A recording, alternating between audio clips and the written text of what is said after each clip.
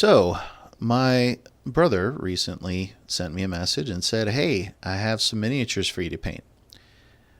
Well, it turns out he had backed the Kickstarter that Broken Toad did for the Labyrinth miniatures, and I immediately knew that I had to paint them. So, this video is going to cover that. It's going to be a little bit longer than the rest of them, and unfortunately, my equipment's not all that great, so some of the videos are a little difficult to see. But the outcome, trust me, the outcome's great. So as always, the first thing I do when I'm starting a project like this is I most definitely dry fit everything.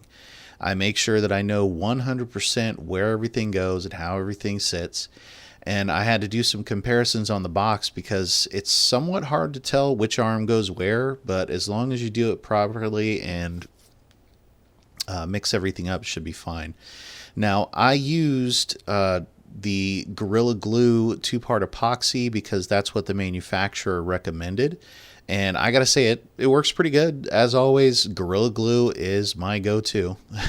So it may look a little bit weird that I'm doing this with a plastic straw, but the plastic straw made it much easier to get the epoxy into the rounded corners and to the divots there where the feet sit, where the torso sits, and all that. So once I set that up, get everything stuck together pretty well, it starts turning out pretty good. I did have to keep some of the stuff separate as I was spraying it and or painting it, kind of to make ease of access here, because as you can see, when you put the arms on and you assemble the arms all together, some of the sides of the miniature are actually rather hard to get to. So for the arms, I went for my usual Gorilla Glue, super glue, and the arms, once again, I had to compare to the picture here because at first I was having a hard time getting everything together. I had to trim everything down just a hair. And one thing I forgot to mention is with stuff like this, as with like metal minis and resin minis, whatnot, I made sure also to clean it in warm, mildly soapy water. I just used a couple of drops of dish detergent and a toothbrush, and I made sure to kind of wipe everything down with the toothbrush and then dry it really well. I let it dry for 2 days. The armhole there, you see, actually had a little bit of flashing in there, so I had to carve that out. But other than that, most of the miniature, besides the I guess the pour points, there were a couple of pieces that I needed to snip off, and unfortunately I didn't realize my camera was not going as I was snipping stuff off and trimming. But I will say, as with any kind of resin miniatures, make sure you wear a mask if you're going to be working with resin dust, because it's not good for your lungs. So the little guy here, I most definitely had to leave him out to paint him up too. But you kind of got to be careful with his arms. You have to make sure they're in the right spot. Most of the stuff is pretty intuitive. It does, there's only really one place that a lot of the stuff will fit once you get rolling. And so the arms, the head, you don't glue the head. Obviously, the head is just a helmet, and that comes off so you can put the little guy in there. Stands to reason you wouldn't glue it, but figured I'd say it just in case.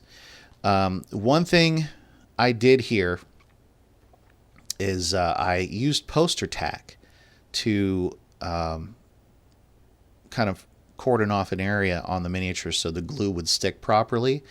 But I actually overestimated my areas a little bit.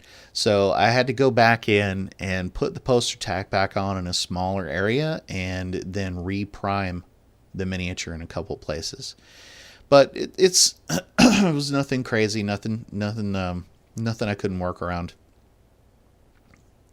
And once I resprayed everything and got the poster tack off, then it's a fairly simple process of, first off, using lead Belcher. As you can see really quick there, I put some lead Belcher onto a pallet, and I used a sponge to sponge on the lead Belcher.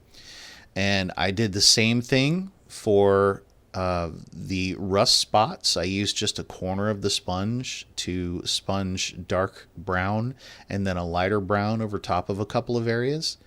So I'm going to leave you here with that, and I'll be back in a moment once I'm done sponging on all the paint here.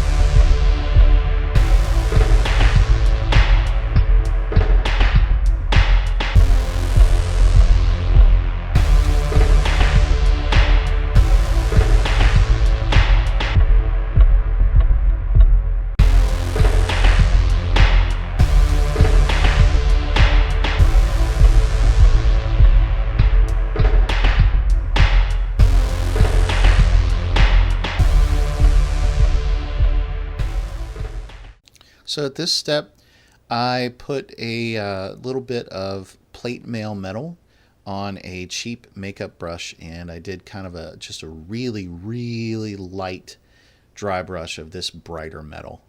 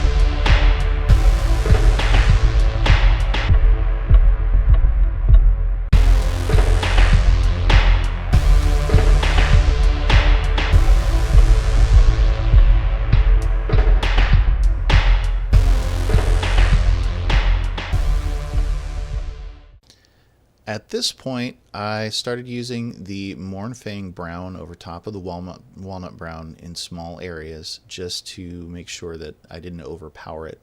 I also used the Mornfang Brown on the axe handle before I put a wash of, or a dry brush of a lighter kind of a bone color over top of it. And then I used wildwood on top of the contrast paint on top of the axe handle over that. On these little spikes here, I didn't put much rust on them because if I went back and watched the movie, there wasn't a whole lot of rust on the spines themselves. So I didn't want to overpower anything. And once the Mornfang was, fairly decently dry, I took some Ryza Rust, the Citadel dry paint, and I did the corners of the metal plates where the Mornfang Brown was.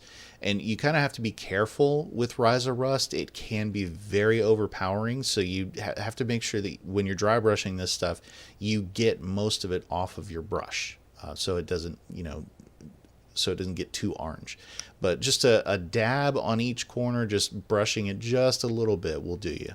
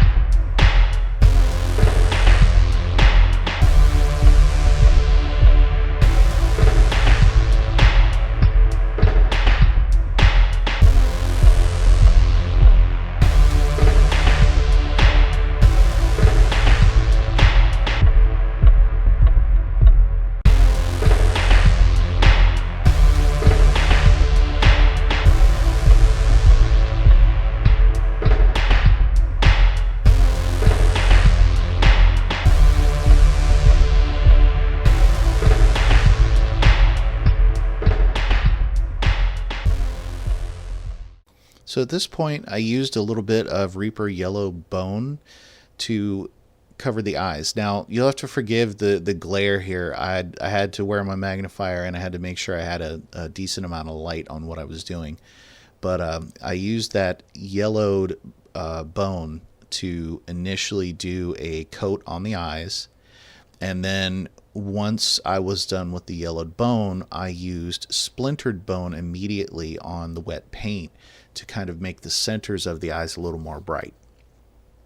And then once I was done with that, I took a dark red, which I believe is Dragon Scale Red from Reaper, and I made a circular pupil in the eyes there. And while the red was wet, I took some really, really light red, Fresh Blood by Reaper, and I painted just a little bit in the center. And then I took a dab of that splintered bone, and I just made two little dots, one on the outside of the eye and one on the inside of the eye, where the iris would be. And then on top of that, I took some clear nail polish once it was all dry, and I put clear nail polish over top of the eyes to give them that glassy, kind of glossy feel that you see when Humongous comes out of the door in the movie.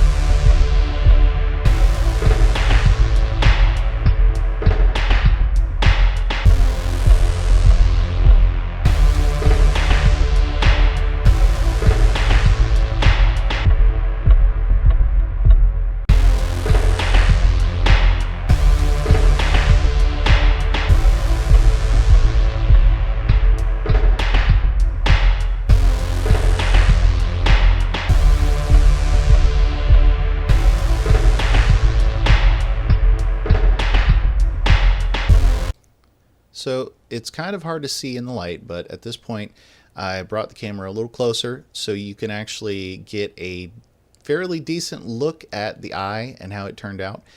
I'm actually very happy with it. I'm very, very proud of being able to wet blend that fairly decently. And it adds that perfect glowing effect that you got from the movie. And at this point, it was pretty much time for me to attach the arms to the miniature. They're heavy, so I did use some painter's tape to keep the arms on. I kind of wish at this point I had not done that, because when I peeled the painter's tape off, even though it had been, curing for over 24 hours, a couple of pieces of the paint did pull off with the tape. I had that a couple of times on this miniature. I was hoping that washing it and letting it dry would remedy that. And I used a fairly decent primer, but so all I did was just put a little bit of primer and metallic over top to fix it. As you can see here, this is kind of like a in progress shot of how we're looking so far. The clear nail polish, the glossy stuff, it makes it look amazing. It really makes the eyes pop. So at this point, this is the current state of Humongous in the video. What I did after that is I did it's not exactly a dry brush, more like an overbrush of a very dark gray. And I put that all over the miniature, or all over the base of the miniature, leaving out some of those black areas. And immediately after, I did a very light dry brush of a lighter gray over top of that, just to give the stone kind of a pop to it.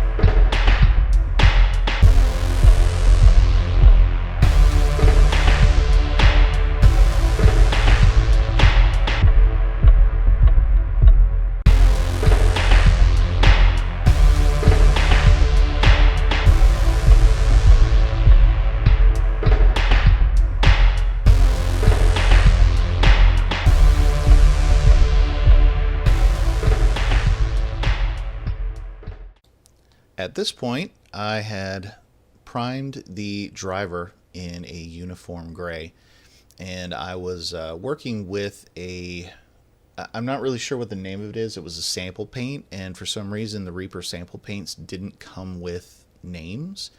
It's an iridescent, kind of a metallic grayish purple, which is actually kind of perfect for the driver. So I used that mixed with quite a bit of gray and then a light gray on top of that to make the skin tone. For his bomber jacket, I used the contrast paint Snakebite Leather, and then I used as well a dry brush of splintered bone across the white tufts, and I put Gore Grunta fur in his hair, because in the movie his hair was kind of like a reddish brown. And then I took with gray in it, and then I took a couple of I took a little bit of that same splintered bone and I made a couple of very light gray streaks in the hair as well.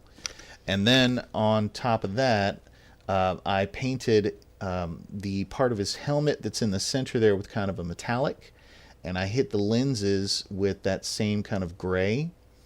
And the controls are all metallic. And then as kind of a final touch, I did his eyes the same way that I did the ones for Humongous, but I also put a red wash over top of it, just a little bit. And for that wash, I used Carroburg Crimson. Once that was all dry, and of course I painted the seat metallic as well, and the armor on the front of his chest metallic. And once all of that was done, I hit everything with Agrax Earthshade. And that kind of sums up how I did the driver for Humongous.